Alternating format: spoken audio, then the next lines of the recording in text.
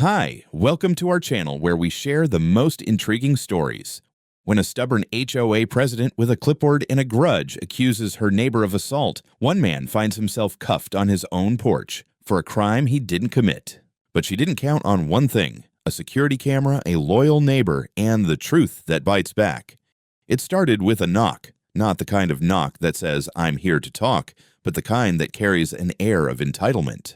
You know, sharp, rhythmic, the kind that hits your front door like it owes them money. I opened it to find the usual suspect, Karen. Now, if you've ever dealt with an HOA president who thinks she's the sheriff of a town that doesn't legally exist, you know the type. Tight ponytail, clipboard, sunglasses, even though it's cloudy. She wore that HOA badge like a damn FBI credential, except her jurisdiction didn't include my house. I lived just outside the HOA boundary, legally, technically, spiritually, and she hated that more than I hated her monthly unsolicited compliance suggestions.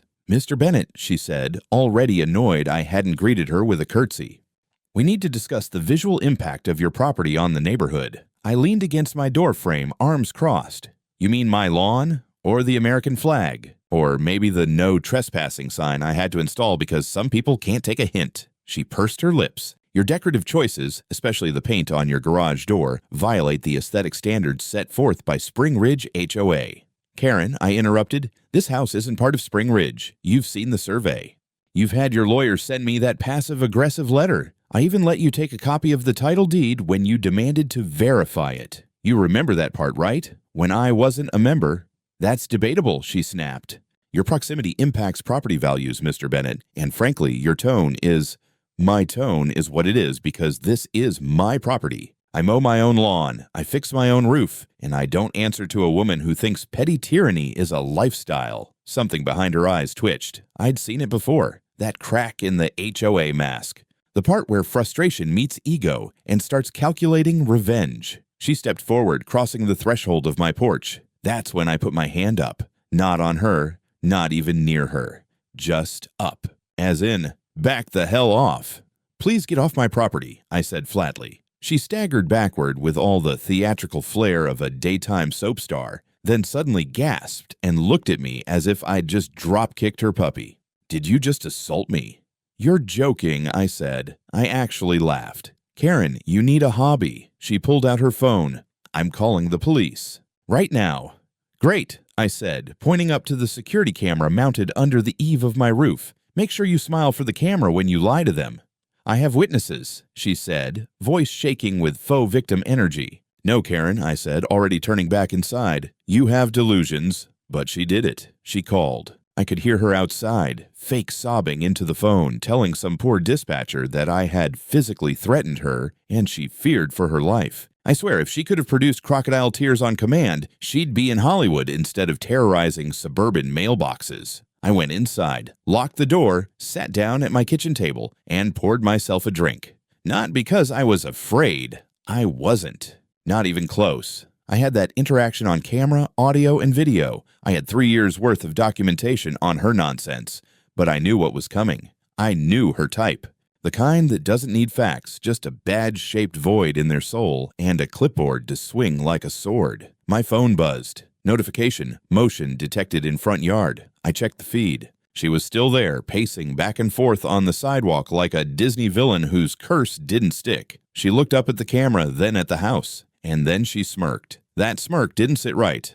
I didn't know it yet, but this was the beginning of something much darker. She wasn't just going to knock on my door anymore, she was going to kick it down. I didn't expect them to show up that fast.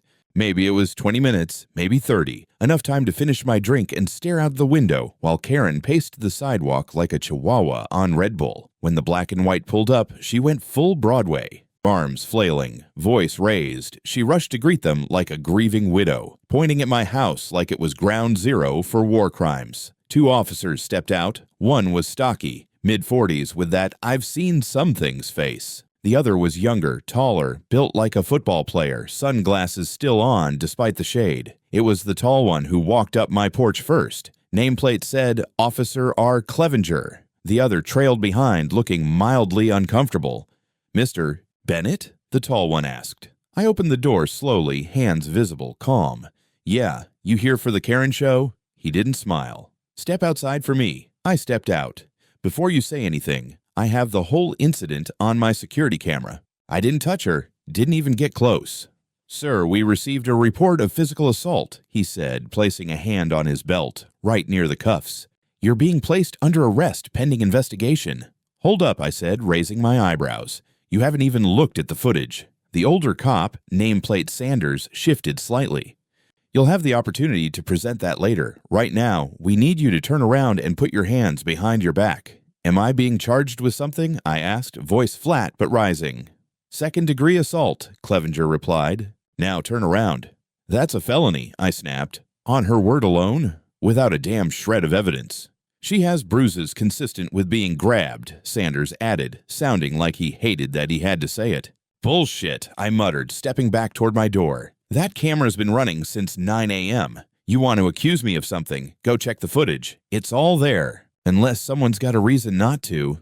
That's when Clevenger moved fast. Too fast. He grabbed my wrist, twisted it behind my back, and slammed the cuffs on tight enough that I winced. We're not going to argue law on your porch. My neighbors were watching. Of course they were. You get arrested on your own porch in the suburbs. It's like throwing a barbecue. Everyone shows up. No one brings beer. I locked eyes with the Hendersons across the street. They quickly turned away.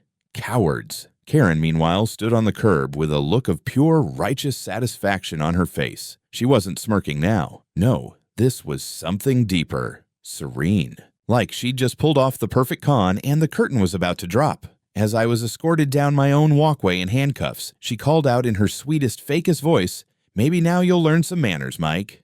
I didn't say a word. I didn't even look at her, but I did glance up at my camera. It was still there. The little red light still blinked, still recording. That gave me a sliver of comfort.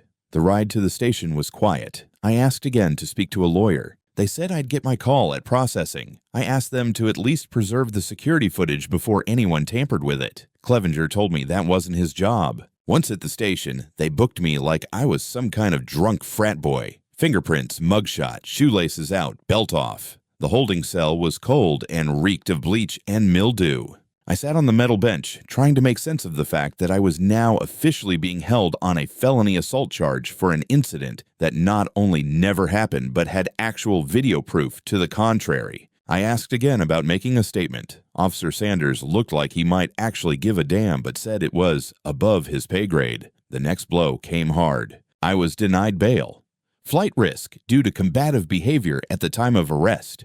Combative? I asked for a video to be checked. They told me I'd be held for 15 days while the case was evaluated. 15 days. For something that never happened.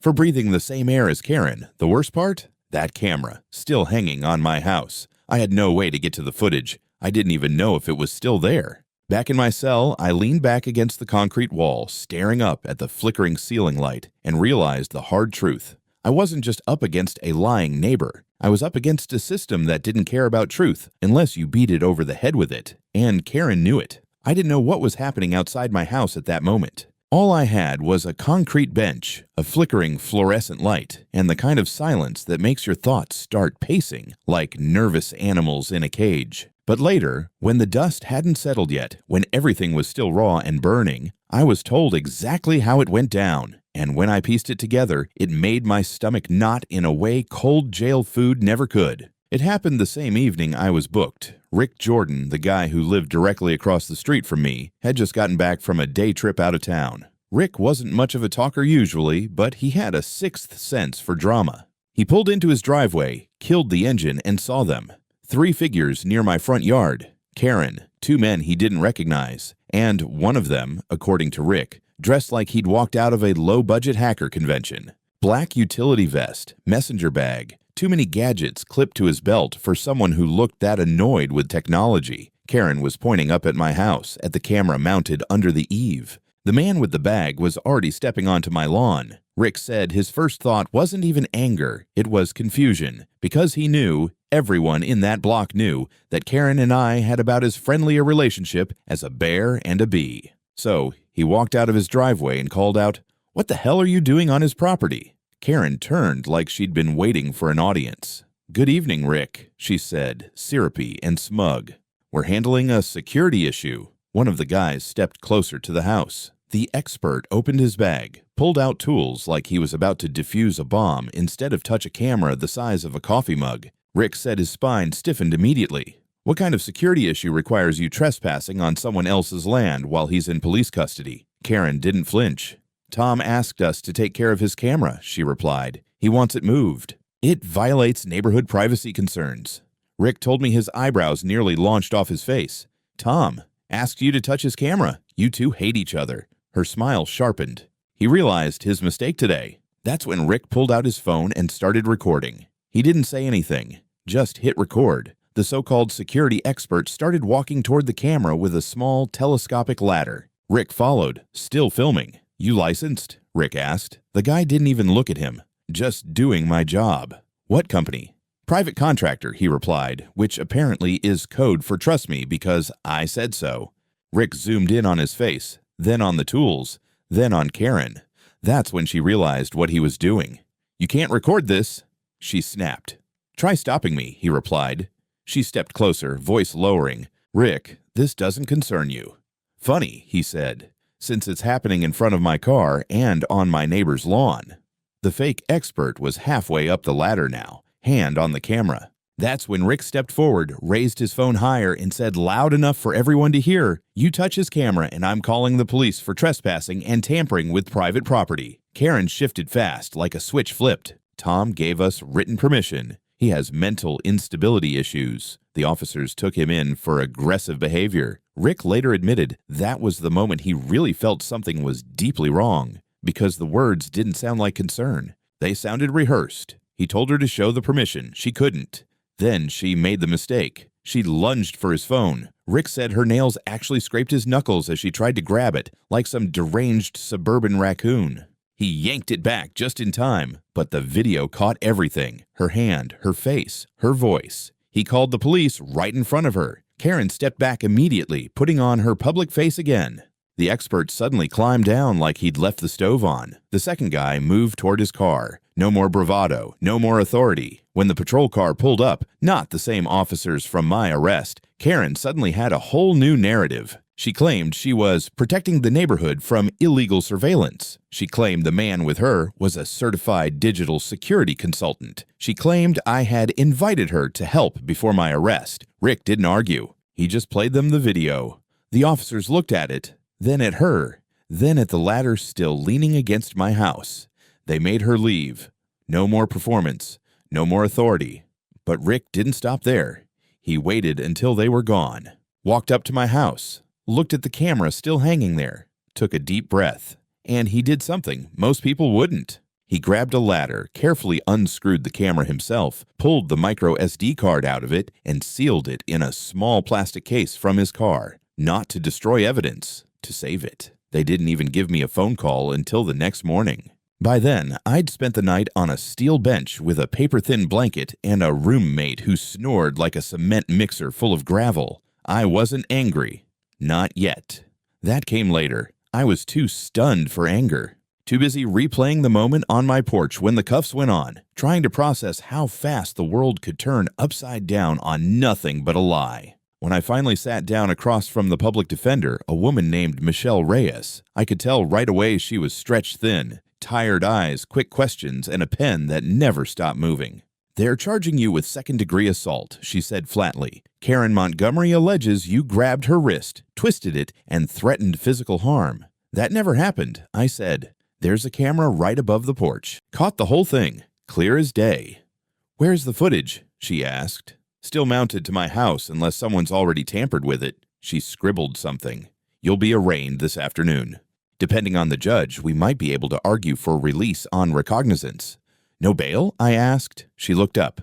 "There's a recommendation from the arresting officer that you be held. He described your behavior as combative and uncooperative." I laughed, not because it was funny, but because it was so absurd it broke through the shock. I asked them to check the damn camera. That's combative now. Apparently, the arraignment was a joke. The prosecution made a show of concern for community safety and highlighted Karen's long-standing involvement in neighborhood affairs. I was portrayed as a man with documented hostility toward the HOA and a history of confrontational behavior. They even brought up the time I told Karen to take her clipboard and shove it into a compost pile. That apparently counted as character evidence now. No one asked about the camera. Judge denied bail, said I'd be held pending further review of evidence. 15 days. 15 days for something I didn't do. They took my shoelaces again, like I was a danger to myself now. Back in holding, Michelle came to see me 3 days in. She looked different, sharper, like she'd finally slept. And she had news. Your neighbor, Rick Jordan, she said, flipping open a manila folder, brought in the footage. I sat forward, pulse kicking up. He has it. He had it in his possession, removed the SD card himself. He also filmed Karen attempting to access the camera with 2 men, one of whom she described as a digital security contractor. Yeah, I muttered. That part's real comforting. She continued. We reviewed the porch footage. You never touched her. You didn't even move toward her. In fact, it's clear she stepped into your personal space and you verbally asked her to leave. So what now? Well, the footage was submitted to the precinct. Here's where it gets interesting. It sat for over 24 hours without being entered into the case log. Someone tried to bury it. I blinked. Let me guess. Officer Clevenger? She didn't answer, which told me everything I needed to know. Michelle leaned forward, her voice dropping. There's going to be an internal review. But the moment the video hit the DA's office, everything changed. The charges won't be dropped yet, but a formal investigation into the arrest has been opened. That's when she smiled. Small, but real. And the footage is damning, not just the porch video. Rick's phone caught Karen claiming you gave her permission to access your property. On camera, she tried to take his phone. That's attempted theft at minimum. Please tell me someone's actually watching this crap. They're watching now. 2 days later, I was moved to a smaller holding unit with a working toilet and actual hot meals. It was still a cage, but it didn't smell like despair and bleach. Michelle told me I might be out early. The judge had requested a special review hearing in 72 hours. Meanwhile, Rick had gone full commando. Not only did he submit the footage, he filed a formal trespassing report against Karen and both of her sidekicks, claimed damage to his property too. She scratched his truck while trying to yank his phone. I imagined her reaction, the righteous indignation, the sputtering disbelief that someone actually pushed back, that someone dared to treat her like a criminal. But she wasn't just a nuisance now. She was a liar, a trespasser, and soon, hopefully, a felon. I spent the next few days in a haze of stale air and plastic trays, counting the hours until the review hearing. There wasn't much to do except wait and hope that someone outside still believed in facts. The review hearing was held on a Wednesday morning in a quiet courtroom with more echo than warmth. I stood beside Michelle, dressed in the same beige, jail-issued clothes I'd been wearing for nearly 2 weeks. My wrists itched where the cuffs had rubbed raw. The room smelled faintly of lemon cleaner and stale paper. But none of that mattered the moment the judge leaned forward and said, "Let's talk about the footage." For the first time since the porch, I felt the weight of someone taking this seriously. Michelle laid it out with the precision of a surgeon. She submitted the porch camera footage, time-stamped and uninterrupted, showing me standing still while Karen theatrically recoiled like I'd thrown a punch. The courtroom was silent as it played. No audio manipulation, no missing frames, just the raw truth. Then came Rick's video, Karen insisting that I had asked her to retrieve the camera despite knowing full well that I was in police custody and had never in my entire life spoken a kind word to her. She tried to grab Rick's phone visible on camera. One of the men with her, the so-called security expert, can be heard saying, "Let's just take the damn thing and go." When the video ended, the judge adjusted her glasses and said nothing for a full 10 seconds. Then, the court finds this evidence materially significant. The defendant is hereby released pending further investigation. Charges will remain suspended but inactive. It wasn't a full exoneration, not yet. But it was sunlight through the storm clouds. I walked out of that courtroom, a free man, escorted by Michelle and followed by 2 local reporters already sniffing around the case. I didn't say a word to them, but I did catch a glimpse of Karen in the hallway. She was seated on a bench next to a man in a navy blazer, her lawyer, I assumed. She looked smaller than I remembered, not in size but in posture. That same woman who once barked orders at teenagers for using the wrong mailbox flag now sat folded in on herself, watching the system she manipulated start to crumble around her. Michelle nudged me. "Don't look at her. Let the facts do the work." I took her advice. But I also took notes. The next 72 hours were a whirlwind. Internal Affairs launched a formal inquiry into Officer Clevenger. His body cam footage, or lack thereof, became a key issue.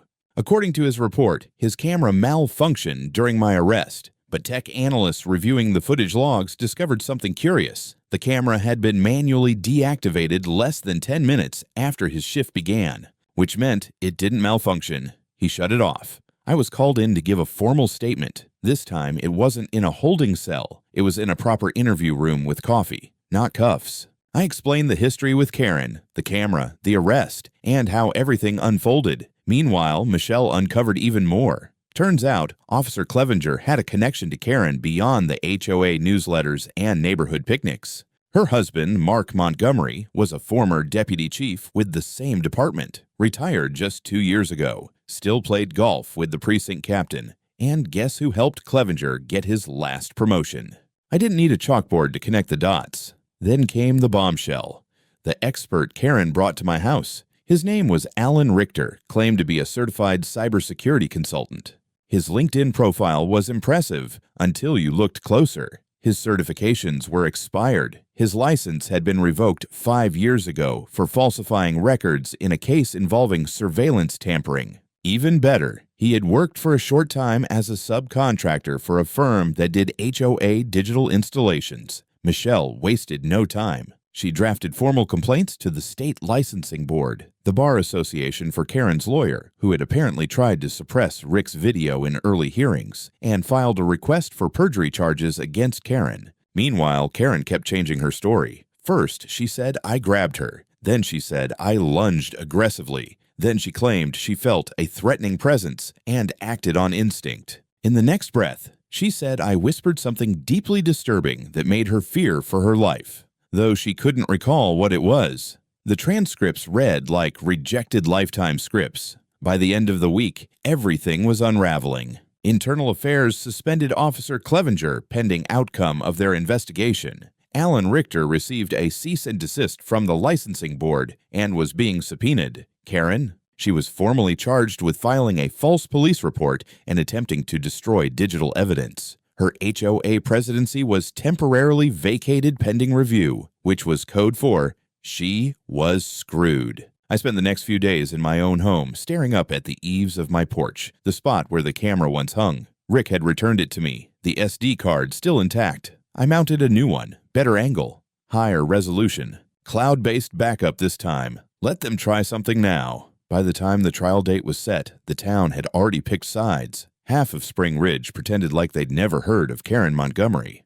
The other half whispered behind closed blinds, terrified that if they spoke too loud, they'd be next. HOA politics had turned into full-blown courtroom drama, and for once, I wasn't the one with my back to the wall. It started with the preliminary hearings, but the real storm broke in the main trial, held in the county courthouse with full media attendance. A row of cameras lined the sidewalk like vultures on a fence. Someone even held a handmade sign outside the doors.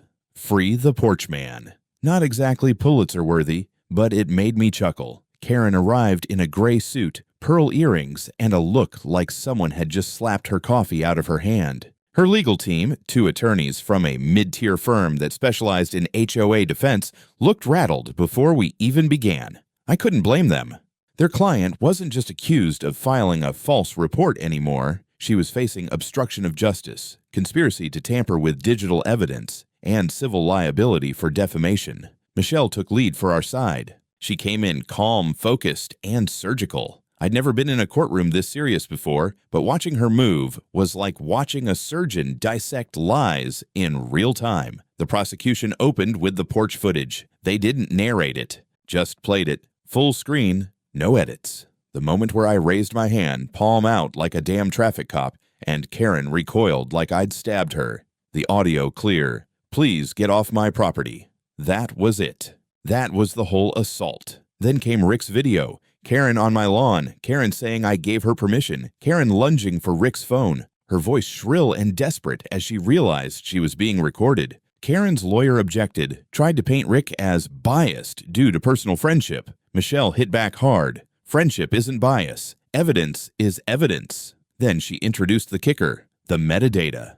Both videos matched, time stamped, untampered, reviewed by a digital forensics expert with no ties to the case. Next came the witness list. Rick testified first, calm, confident, walked the jury through the events. When asked why he intervened, he looked straight at Karen and said, "Because I don't like bullies, especially the kind that smile when they lie." It got a reaction from the jury. Subtle, but real. I watched Karen shrink 2 inches in her chair. Then came the tech expert.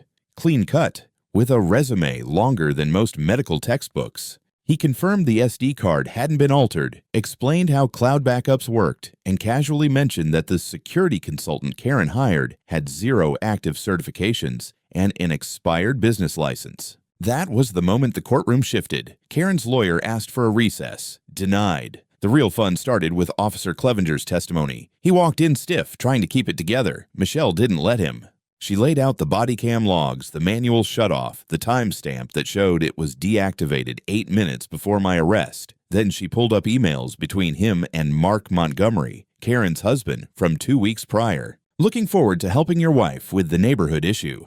Tell her to call if things get spicy." Clevenger looked like he was about to puke in the witness box. When asked directly if he'd colluded with Karen to falsify an arrest, he invoked the Fifth. That didn't help him. It just made him look guiltier. Then came Karen's turn on the stand. She was a wreck. She changed her story 3 times in 10 minutes. Claimed I made a sudden move, then said I threatened her with words, then claimed she feared for her safety due to my known hostility. When Michelle asked why she told Rick I had authorized her to retrieve the camera, Karen stammered, "He misunderstood." Michelle played the recording again. "Tom asked me to change it. He said it was broken. I'm helping." The jury didn't need convincing after that. Final statements were short. The judge found Karen guilty on 2 felony counts, filing a false police report and obstruction of justice. She also received civil liability for defamation and unlawful entry. The sentence, 12 months probation, 500 hours of community service, and a personal financial judgment. She was ordered to pay me $95,000, $50,000 for emotional distress, $25,000 for legal expenses, $20,000 in punitive damages. The HOA itself was hit with a separate sanction. An investigation into mismanagement under Karen's leadership revealed that she had redirected funds for community improvement projects that somehow all ended up at her own house. New kitchen, new landscaping, even a home security system she had billed as HOA perimeter integrity. They were fined $25,000 and placed under temporary county receivership for the next 18 months. Karen was permanently banned from holding any board or administrative position in a registered HOA. Officer Clevenger, he was terminated immediately, lost pension, lost his state law enforcement license. A separate criminal investigation was pending against him for evidence suppression and abuse of authority. As for the so-called expert, Alan Richter, he was charged with fraudulent representation, unlawful entry, and was blacklisted by the state licensing board. 10-year ban from working in any regulated digital services. When the gavel came down, it felt final, not just legally, spiritually. Like justice had finally stopped clearing its throat and decided to speak in full sentences. I walked out of that courthouse with a clean record and a settlement check. But the best part, Karen had to walk past every camera crew on her way out, and not a single one of them looked at her like a victim. 3 days after the verdict, I sat on my porch, coffee in hand, watching a bluebird land on the railing like the universe was offering me some poetic nonsense. I hated poetry, but I was learning to appreciate silence again, the kind that wasn't pierced by Karen's shrill voice or the hum of legal anxiety buzzing through my skull, the kind that felt like a beginning, not a warning. The check from the court had cleared. $95,000 sat in my account like a monument to restraint. I could have bought a new car, could have flown somewhere warm and sandy. Instead, I upgraded my home surveillance system until it looked like NORAD had subcontracted my roofline. 4 cameras, all cloud-synced, with redundant storage and tamper alerts. I even bought a solar-powered backup just to spite Karen's crusade against visual disruption. But the money wasn't the part that mattered most. What mattered was that people were finally talking. Rick was the one who pushed me to go public. He showed up the day after court with 2 cups of coffee and a look that said, "You're not done yet." "You should write something," he said, sitting on my porch like he owned it. "People need to know what she tried to pull." What the HOA let happen, what the cops almost buried. I'm not a writer, I replied. You don't have to be. You're pissed. That's good enough. So I wrote. It started as a long Facebook post, turned into a blog entry. Then Michelle, ever the strategist, suggested we send it to the local news outlet, the Clear Brook Herald. They picked it up under the headline, I was arrested on my porch for a crime I didn't commit because the HOA president lied. It went viral in a day. I don't mean 30 comments and a few shares viral. I mean national forums, Reddit threads, HOA horror story compilations, podcasts requested interviews. One local news station drove out just to film a segment on abuse of authority in suburban governance. My porch became a symbol, not of defiance, but of exposure. The story hit a nerve. People wrote in from all over. My HOA threatened to sue me for planting tomatoes. I got fined for having a wind chime. They towed my car from my own driveway. Apparently, Karen wasn't a virus. She was part of a species. Then came the letters. First, a polite inquiry from the State Civil Liberties Commission.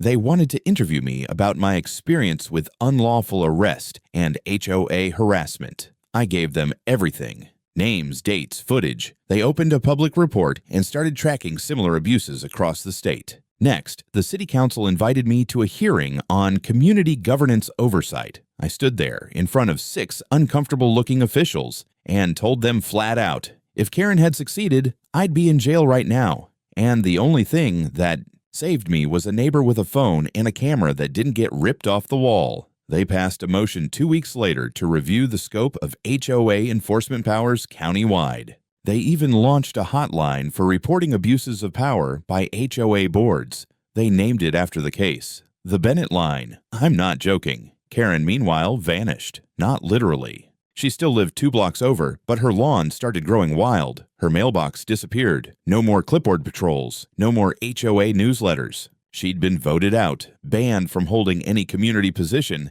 and, most importantly, stripped of her voice. But she wasn't done entirely. About a week after the article hit national circulation, I got a letter in my mailbox. No return address.